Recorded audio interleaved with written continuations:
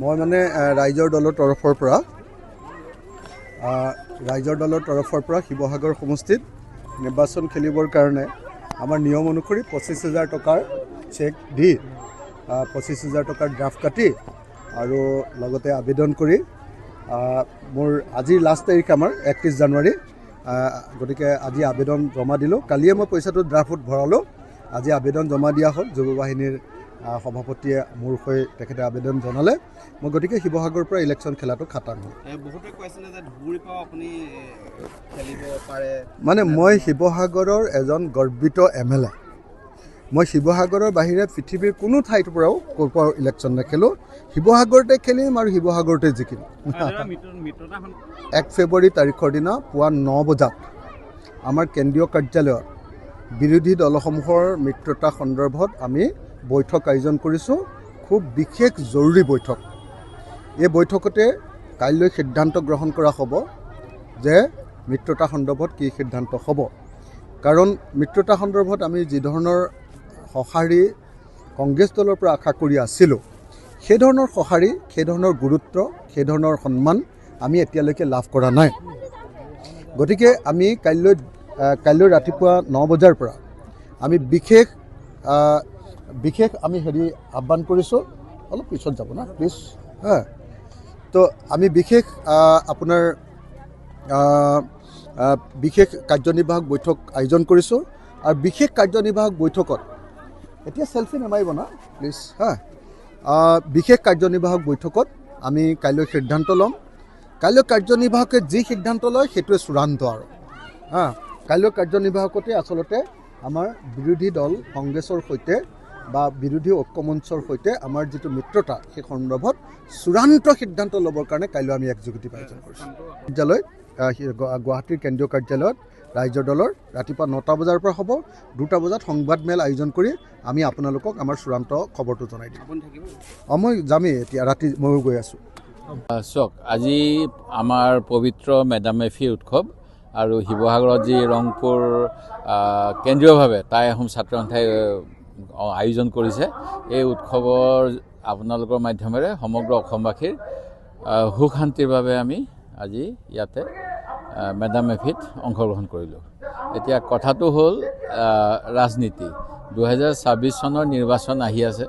আহোম ৰজাই যেতিয়া মেডাম মেফি কৰিছিল, অকল নিজৰ জ্ঞাতি, নিজৰ বংশৰ কাৰণে নহয়, সমগ্ৰ ৰাইজৰ মংগলৰ বাবে কৰিছিল। মই আজি এই অনুষ্ঠানত উপস্থিত থাকি আপোনালোকক এষাৰো মিছা কথা ক'ব নিবিচাৰোঁ। যিহেতু মই মোৰ পূৰ্বপুৰুষৰ পূজা ইয়াত কৰিলোঁ, আমিও অসমৰ সামগ্ৰিক উন্নয়নৰ বাবে মেডাম মেফিত অংশগ্ৰহণ কৰিছোঁ। আৰু এই ক্ষেত্ৰত যিহেতু বিজেপি দলে অসমৰ ৰাইজক প্ৰবঞ্চনা কৰিছে, বঞ্চনা কৰিছে, বিজেপিৰ বিৰুদ্ধে যাতে আমি সকলো বিজেপি বিৰোধী ৰাজনৈতিক দল মিলিত হৈ নিৰ্বাচনত অৱতীৰ্ণ হ'ব পাৰোঁ, তাৰ বাবে চেষ্টা কৰি আছোঁ। আৰু এই ক্ষেত্ৰত কিছু বাধা আহিছে, এইটো স্বাভাৱিক। কাৰণ ৰাজনৈতিক দল প্ৰত্যেকটোৱেই নিজকে আটাইতকৈ শক্তিশালী বুলি ভাবে। কিন্তু আমি অসমৰ ৰাইজৰ কথাটো ভাবি কিছু এৰাধৰা কৰিব লাগিব।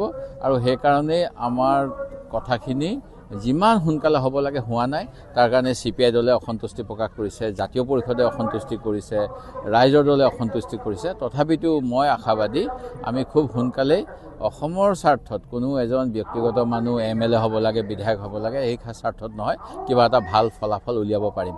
আৰু তাৰ কাৰণে কিছু ধৈৰ্য লাগিব, সময় লাগিব, ভুল সিদ্ধান্ত হ'ব নালাগিব। আমি আশা কৰিম যে আমি এইবাৰ ভুল সিদ্ধান্ত নলওঁ। যোৱাবাৰ আমি UDFৰ লগত অংশগ্ৰহণ কৰাৰ পিছত কিবা কাৰণত UDFে কৈ দিলে অসমত লুঙি, দাড়ি, টুপিৰ চৰকাৰ হ'ব, আৰু ই আমাৰ উজনি অসমত বহুত বেয়াকৈ প্ৰভাৱ পেলালে। যাৰ ফলত আৰু অন্য দলৰ লগত আমাৰ বুজাবুজি নথকাৰ ফলত আমি 20-25টা আসনত কম ভোটৰ ব্যৱধানত নিজৰ মাজত ভোট বিভাজন কৰি বিজেপিক সেই সুযোগ দিলোঁ। এইবাৰ সেই সুযোগ দিব নিবিচাৰোঁ। অসমৰ ৰাইজেও সেই সুযোগ দিব নিবিচাৰে। যিহেতু তেখেতসকলে 6 জনগোষ্ঠীৰ জনজাতিকৰণ, 351 টকা চাহ মজুৰি, গৰাখহনীয়াৰ পৰা নিৰাময় বা আমাৰ নিবনুৱা নিযুক্তি একো ক্ষেত্ৰতে আগবঢ়া নাই।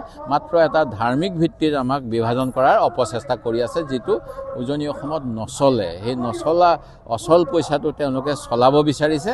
তাৰ বিৰুদ্ধে আমি সকলো ৰাজনৈতিক দলে নিশ্চয় এবাৰ নহয়, দুবাৰ নহয়, 3বাৰ আলোচনা কৰিম আৰু সফল হ'বলৈ যত্ন কৰিম। সেই গতিকে মই একাষাৰে ক'বলৈ গ'লে নিশ্চিতভাৱে আমি সকলোকে লগত লৈ যাম আৰু এই ক্ষেত্ৰত এৰা ধৰা কৰিম। তো হয়ে যোৱাবাৰো আমি দিছিলোঁ আৰু মিত্ৰতা হ'লে মই কৈছোঁৱে সকলোৱে বুজা পৰাৰ মাজেৰে কৰিব লাগিব। আজি ইয়াতকৈ বিশেষ ক'ব নোৱাৰিম। মই পুনৰ মোৰ দলৰ নেতৃত্বৰ সৈতে আলোচনা কৰিব লাগিব। আমি সকলোৱে কিছুমান আপোনালোকে জানে, আপোনালোকে অপিনিয়ন পোল লয়, আপোনালোকে ছাৰ্ভে কৰে। অসমৰ জনগণৰ ছাৰ্ভে আমাৰ দলেও কৰি আছে। এককভাৱে নে সকলোৱে মিলি কৰিলে দল শক্তিশালী হ'ব, আমাৰ ইণ্ডিয়া এলায়েন্স শক্তিশালী হ'ব, এই কথাবিলাক চিন্তা হৈ আছে।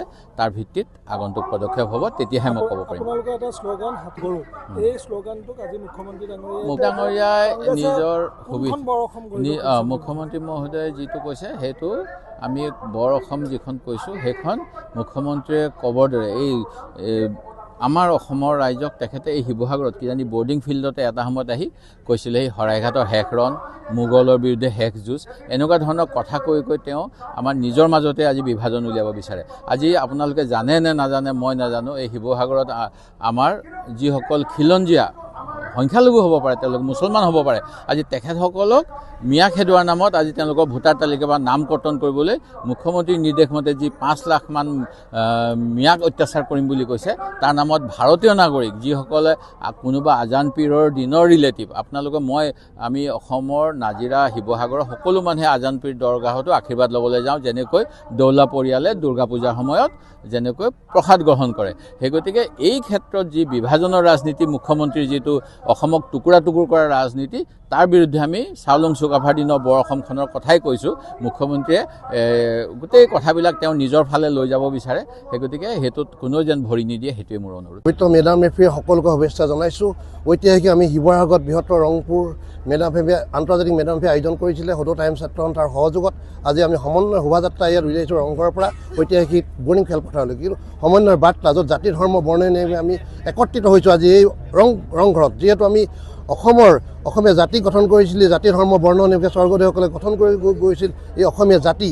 এই জাতি এটা সমন্বয়ৰ বাৰ্তা দিব বিচাৰিছোঁ অসমবাসী ৰাইজক যে আমি একতাৰ দোলেৰে বান্ধি ৰাখিব লাগিব, অসমখনক জীয়াই ৰাখিব লাগিব, অসমীয়া জাতি সত্তাক আমি জীয়াই ৰাখিব লাগিব। গতিকে আমি সমন্বয়ৰ বাৰ্তাৰ জৰিয়তে আমি প্ৰত্যেকজনকে জনগোষ্ঠীয় লোকসকলে প্ৰত্যেকটো জনগোষ্ঠীৰ বা অসমৰ প্ৰত্যেকজন ৰাইজক আমি ধন্যবাদ জনাইছোঁ যাতে এই পৰিৱেশৰ মাজেৰে যাতে আমি জীয়াই থাকোঁ, অনাগত দিনত যাতে স্বৰ্গদেউসকলে বা উপৰপুৰুষসকলে আমাক আশীৰ্বাদ দিয়ক, যাতে এটা সুস্থ শান্তিৰে বসবাস কৰি যাতে আমি জীয়াই থাকোঁ, তাৰে আমি কামনা কৰিছোঁ।